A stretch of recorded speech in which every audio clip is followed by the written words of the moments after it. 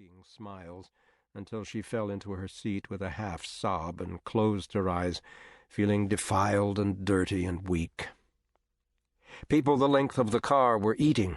Papers rattled, tin tinkled, and into the stuffy heat came the strong smell of peanut butter. Elsa's stomach rolled, and she gritted her teeth. She was resolving to do a half-dozen desperate things rather than go back in that women's room, when the train began to slow. The wheels pounded in a gradually lessening tempo, and the conductor poked his head in the door.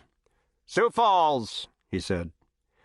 Her lunchbox under her arm and her telescope in her hand, Elsa followed the crowding passengers out to the step. Her stomach was still queasy.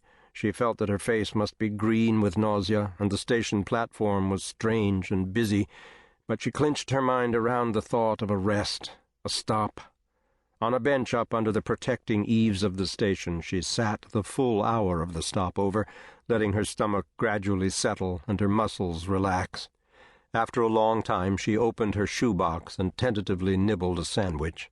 It made her feel better, and she ate another, then a little square of cheese, then a piece of cake. By the time her train was ready, she could face the prospect of another 300 miles. Afterward, she found that the train no longer made her ill.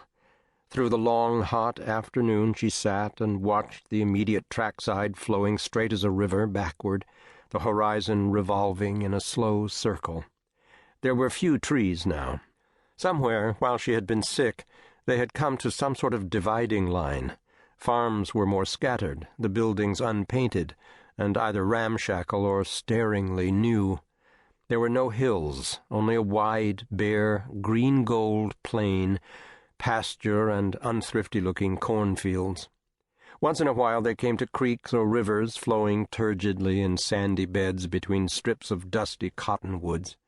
Mile after mile, hour after hour, past sod shanties with weeds growing green on their roofs, past unpainted shacks and ragged sheds, past windmills and discouraged plantings of saplings, past fields of wheat still meadow-green in the heat, past flocks of crows that flapped heavily off the wires as the train roared by, past herds of nondescript cattle with cowbirds sitting on their hip bones. The sun went down redly behind a ridge of scattered buttes, throwing into black relief the broken skyline and flushing a low range of hills beyond. Elsa ate from her lunchbox, watching the light die and the dark come up out of the ground. When they stopped at a town, the elevators loomed high and angular against the darkening sky, and the spout of a water tank outside the window was like the upraised trunk of a huge elephant. A little later, when it was black as a wall outside, the porter came in and lighted the kerosene lamps at the ends of the car. The girl leaned her head against the dark reflecting glass and watched the strange, unknown, lonely country flow past like a banner of darkness, starred with tiny, ephemeral lights.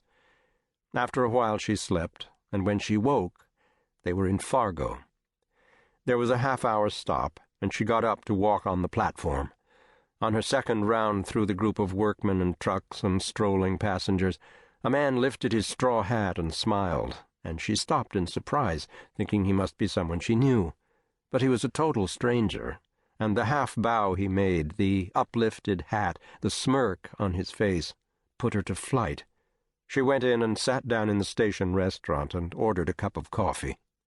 After the momentary glad shock of thinking she had met an acquaintance, the depression of utter strangeness was on her again, accentuated by the flaring yellow lamps, the tired movements of the waitress, the midnight lackluster actions of the people sitting there, the dusty last year's calendar on the side wall telling her that it was December 24th, 1904.